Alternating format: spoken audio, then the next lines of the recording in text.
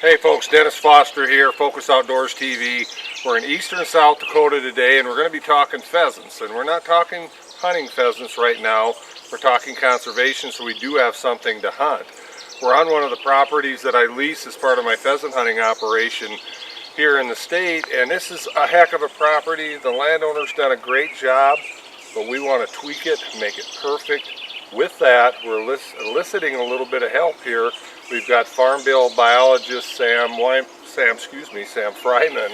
out of Redfield, South Dakota, my county seat. And he's going to help us give us a little rundown of what Pheasants Forever is all about, what they do, and how they can help with projects like this. Yeah, well, Pheasants Forever is a nonprofit organization. In my job, I basically get to work with landowners every single day on habitat projects. We got some shelter belts out here, we got some grass, and I get to come out and walk around with people and basically do exactly what we're talking about doing today. Exactly. You know, and there's been a lot of really good common sense measures made out here, and you'll see that as we survey the property. You know, one of the things that interests me is the pollinator plots. You know, you're hearing a lot more about that, and common sense dictates to me that should be a part of it, because we're not seeing, you know, the wildflowers and the stuff that we used to do with modern ag. Right, exactly, yeah. There's a lot of these little odd areas. They're great places. If you've got some weird angles in fields or anything like that, it's a great place to do something like that. Exactly, you know, and we had a conversation on the way down, about an hour ride on the way down here, about how the farmers can still farm, make a living, use modern practices, but leave little spots like this. Exactly. You know, it's just perfect for birds, it's perfect for the area, it just rounds out, you know, the whole ecosystem. And right, you know, with that, let's take a look at this ground, get some of your recommendations, and we'll see what we can do. All right, sounds good. Perfect.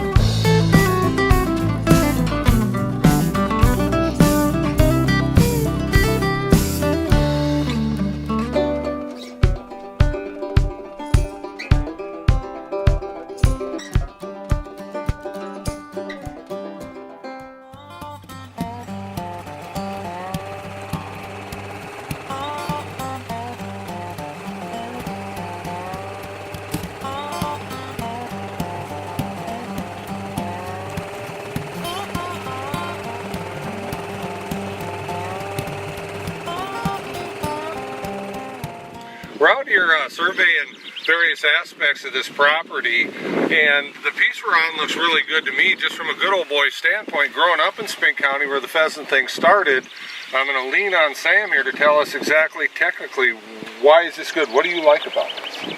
Well, alfalfa is a pretty commonly used habitat for pheasants to nest in, and one of the biggest problems you have with that, though, is that when guys come in to cut their alfalfa, they end up chopping up a lot of hens sitting on their nest. And this is actually a really good situation here, because we're in the end of June and this is still cut. So the nests that have been out here in this field, they should be hatched by now. The birds are going to be fine. When he comes out here to cut this for his alfalfa, as long as he's not running across this field really fast, the chicks are going to be old enough and big enough, they're going to be able to get out of the way and be just fine. Exactly. And we've got some shelter belts and stuff around here too that have some grass in them. They provide some nesting benefit too. There's a little wetland down right over the hill here that's got some grass in it too. That's going to be good nesting cover too. And the alfalfa also acts as an important brood rearing area, because it attracts insects. That's what the chicks need to eat their first few weeks of life, is they eat almost solely insects. So. You bet. The moral of the story to me here is the farmer doing a good job just holding off just a little bit and letting things take place, letting nature take care of itself. and with just a little bit of cooperation, it's huge. Because like you said, if they go out here and hay this early, they're going to do some damage. Yeah, no doubt about it. Absolutely. Perfect. We'll continue on and showcase more of the property.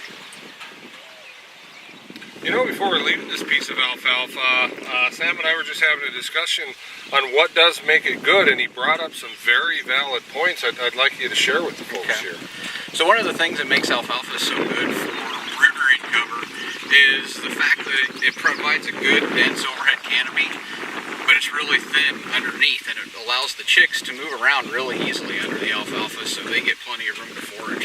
So if you're standing here and you look straight down on top of the alfalfa, it's got good overhead cover. You really can't see the dirt at all, but when you go down here and you go like this, there's plenty of open space down there and plenty of open areas for the birds to be able to get down in there and move around. And that's really important. When you're a baby pheasant chick, you're probably the size of your thumb, and that's something that just, they can't move around in thick, heavy cover that easily, so these thin stands of cover are what those baby chicks need in their first few weeks of life. And the alfalfa also attracts a lot of insects, and that's 90% of a chick's diet for the first 8 weeks of its life is insects. I would also assume, being the cover, once they're down there and they can move around, it probably makes the hunting for the insects a little bit easier for them. Yeah, I would assume, because the insects can't move away quite as quick. Right, yeah. The insects are kind of trapped from above. Right. They're all, a lot of the insects that they're eating early on are actually ants. And so they're down there crawling around on the ground anyway, so they just run around underneath this alfalfa. Midwest Gun Dog Kennels is your full-time gun dog training facility. For over 30 years, we've customized our training to fit each individual gun dog. We know it takes a well-trained gun dog to handle wild birds to make every hunting trip a dream trip. Let Midwest Gun Dog Kennels put excitement back into your hunt of a lifetime. Midwest Gun Dog Kennels, where experience equals excellence.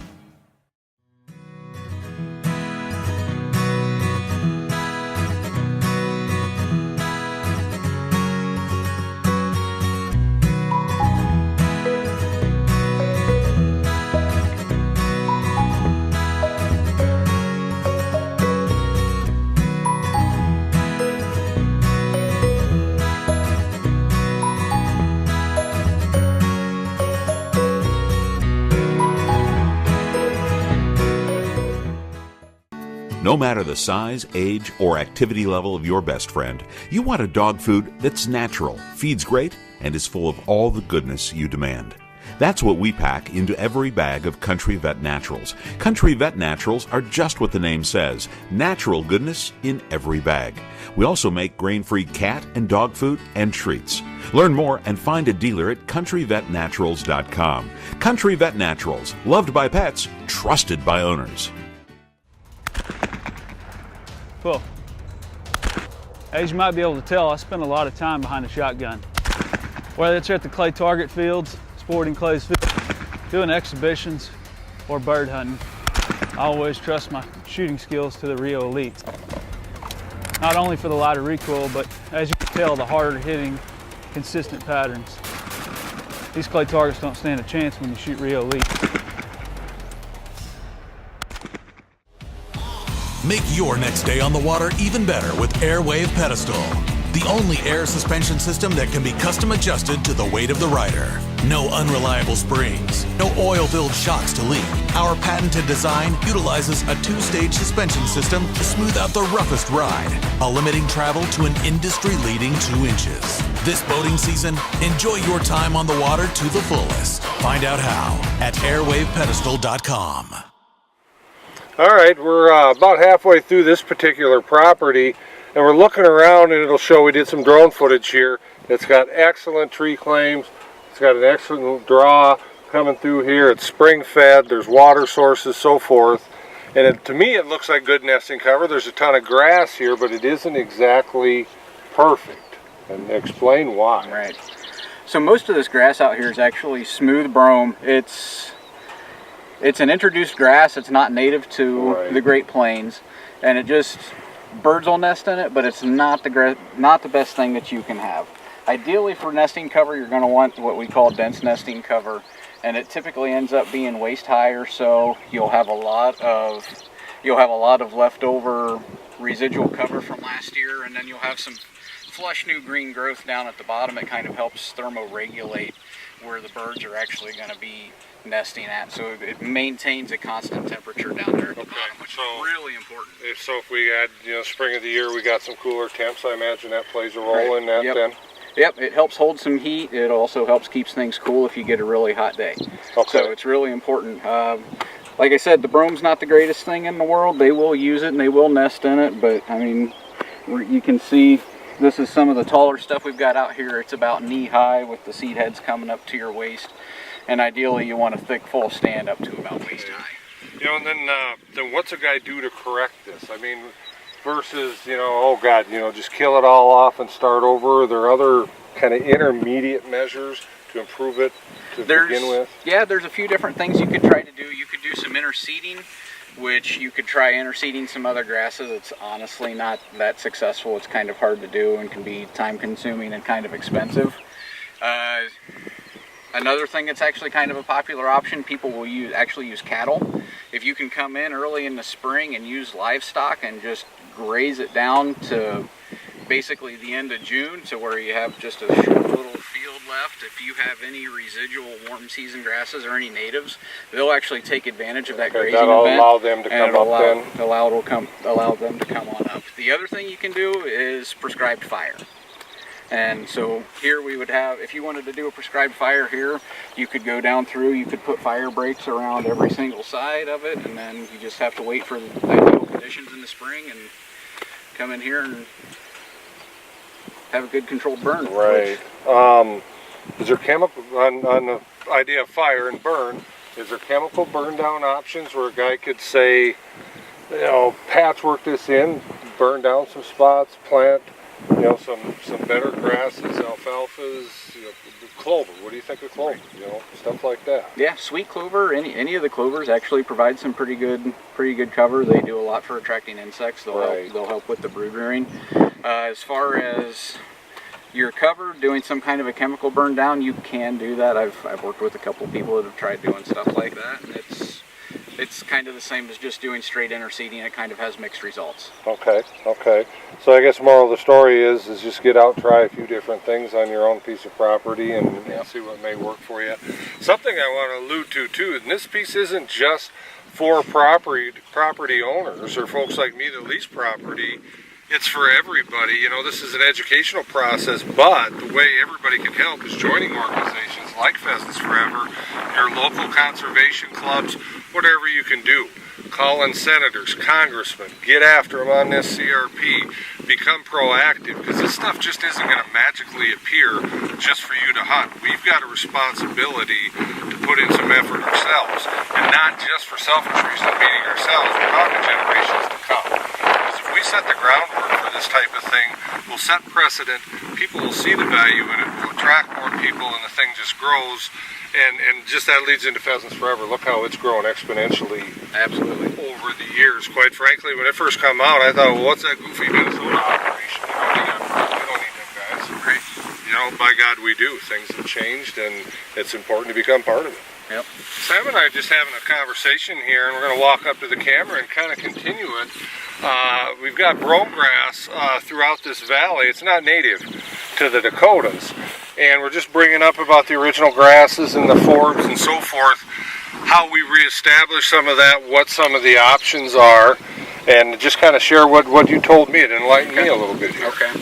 So yeah, what we were talking about was how prescribed fire can be used as a tool for you to maintain your grasslands, because fire was actually the main source of keeping the prairies back pre-settlement.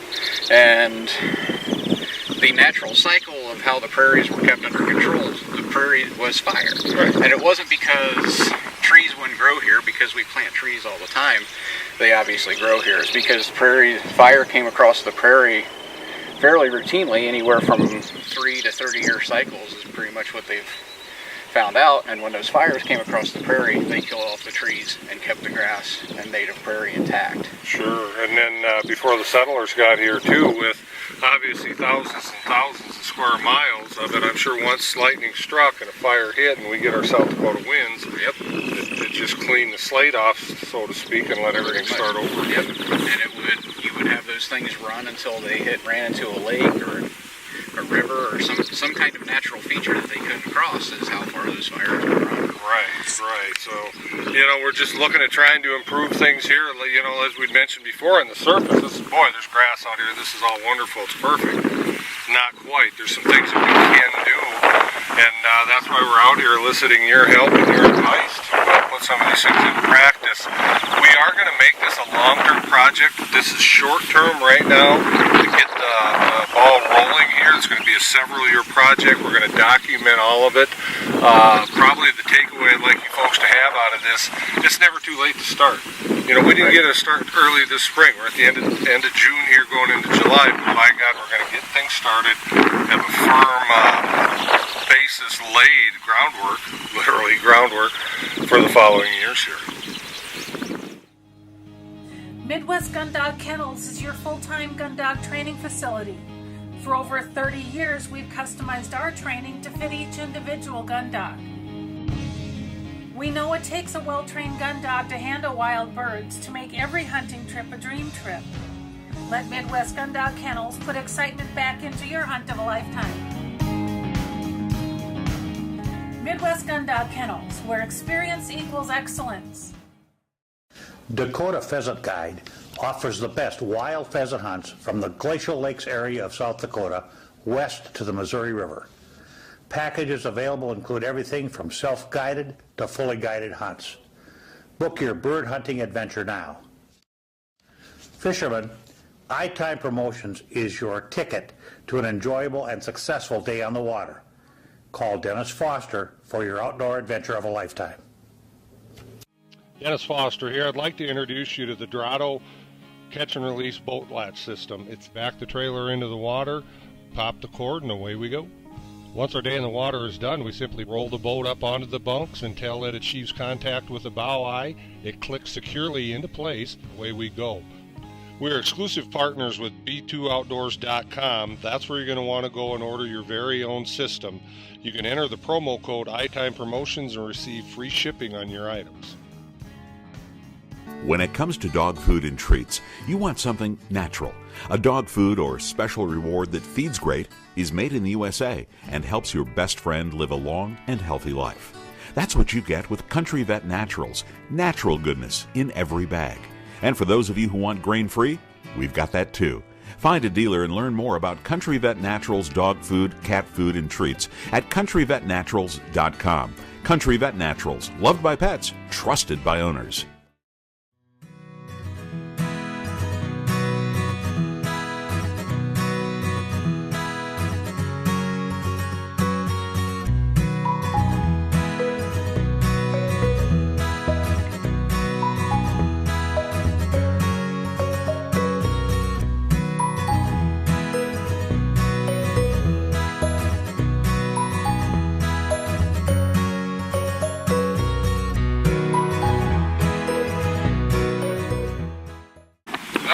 Continue to examine the grasslands in this draw in a little finer detail. It's kind of interesting because we've got Sam here that knows all the different plant types, and specifically the native plant types. If you just kind of want to point out what some of these are and then give us a rundown, how do we get this stuff back?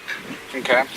Well, we talked a little bit ago just about doing prescribed fire, and the fact that these things are here still in the stand of brome grass would lead me to believe that there probably is still a seed bank down here that would probably come back and across here. So what we've got here is actually common milkweed. This is a very important native pollinator. It's a keystone species actually for the monarch butterfly. Right. So odds are you've heard a lot in the news about monarchs and how they might be listed in the Endangered Species Act and everything like that. And the loss of milkweed is the primary reason why that gets back to the balance. I mean, Just getting things in balance, it benefits everything. What are these pretty guys? Those are purple coneflowers. There's some prairie coneflower up the hill just a little ways that we stopped and saw. They are pretty close to this. They're actually very close relatives of one another. This is purple, the prairie coneflower is a yellow flower.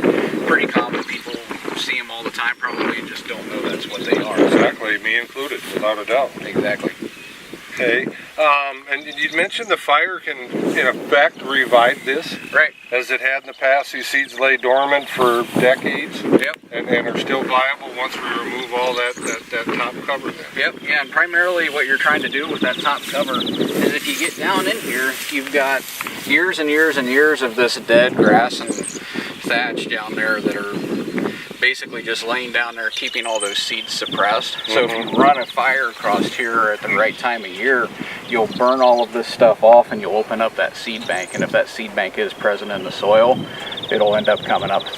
Okay, so that would be much preferred than if we were to come out here and say, you know, disc it half a dozen times just trying to get rid of that garbage. Right. Yep. That would, yeah. Running something like that, the less disturbance you can do on something like this, the better off you're going to be. Imagine the seeds are closer to the surface, more likely to germinate. Yep, that type your of seeds thing. are going to be close to the surface, and if you run through and disc something, you're probably going to end up having more problems with bringing noxious in weeds than you will your actual natives that you're trying to bring back. Very, very good information. Very enlightening.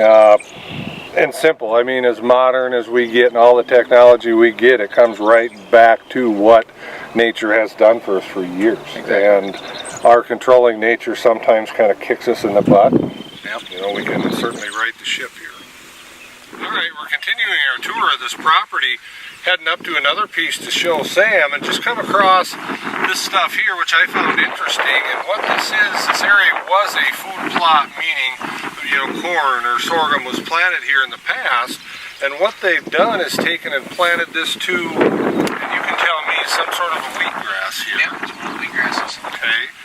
And in part of taking care of things here, we've got Canadian thistle that they have sprayed. So they're doing a good job getting that burned down and letting this come up. Yep. And question I pose to you too, in effect what we've got is perennial food plot with this, don't we? Because they're going to utilize these seeds, I would imagine. Yeah, the birds will eventually eat those seeds, and come this fall when they mature and fall, they will utilize grass seeds as a food source. And the other thing too, this will actually end up being some pretty good nesting habitat, because one of the good things about these nice young grass stands is they do stay kind of thin, like we talked about earlier, and it does provide really good nesting habitat for birds. So when you're working with programs such as CRP, where you're doing some kind of a grass planting, the most productive time of those seedings for wildlife are usually about the first 5 years, and then things kind of slowly start to go downhill. Okay. And that's why Well, yeah, right on cue. We got a rooster cackling in the background here. Proof positive for us here.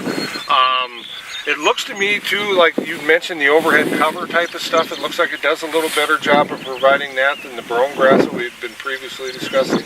Right. This is probably, I'm going to guess just from looking at this was probably seeded as a dormant seeding this last winter, or maybe even early this spring. So you can kind of pick out the rows a little bit. You can see where the rows of the plant are running down through there. Yeah. So next spring, this stuff will end up being your good residual cover that's this tall, and odds are this is all probably just one plant. It's more of a bunch grass more than what the smooth brome is. Right, and it's obviously holding really good insects here.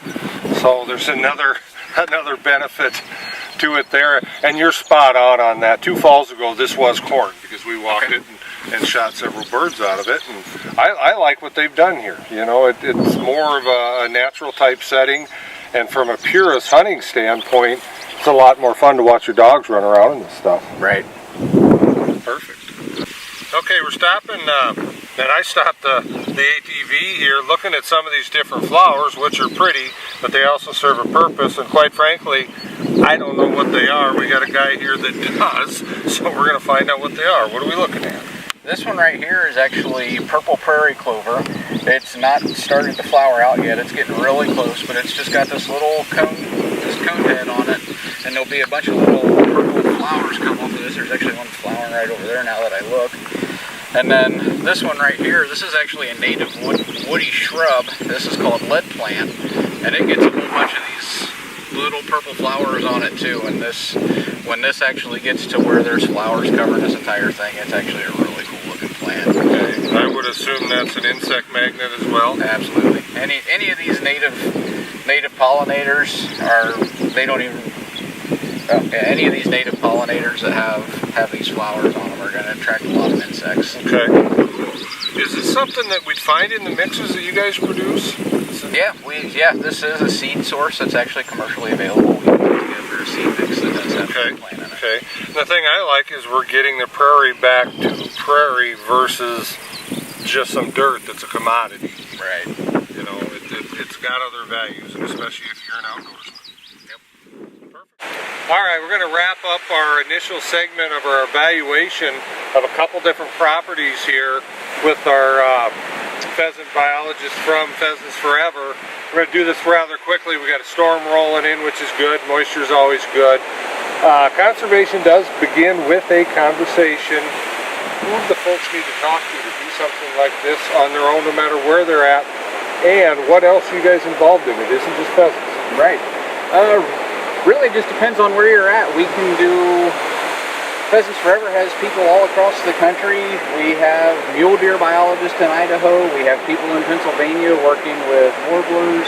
And then we've got biologists all across the Great Plains working with pheasants. And then we've got people working with quail in the southern part of the country too. So if you want to talk with somebody from Pheasants Forever, just go to pheasantsforever.org and go to the Find a Biologist page, type in your zip code, and it'll get you in touch with a representative from that area. As far as South Dakota goes, we've got private lands biologists with State Game Fish and Parks here. We've got Pheasants Forever, and then we've got U.S. Fish and Wildlife Service also, and you can get a hold of any of those people through habitat.sd.gov. That's the South Dakota Habitat Days website. And yeah, that would be a great first place to start. If you're having trouble finding people in any of those places, just go to your local county NRCS office, and they have NRCS offices in every county all across the country. Okay. And what that spells out is this is truly a partnership amongst people, organizations, landowners, outfitters. We all have an interest in this. And by God, if you're looking for an organization to join, Pheasants Forever would be a good one. Even if you're a member of other outfits, B or whatever it is, they're a good operation to get involved in. We thank you for your help, and we're going to keep track of this. We will be documenting it for the next couple of years, so stay tuned, and we're going to show you some good results here. Excellent.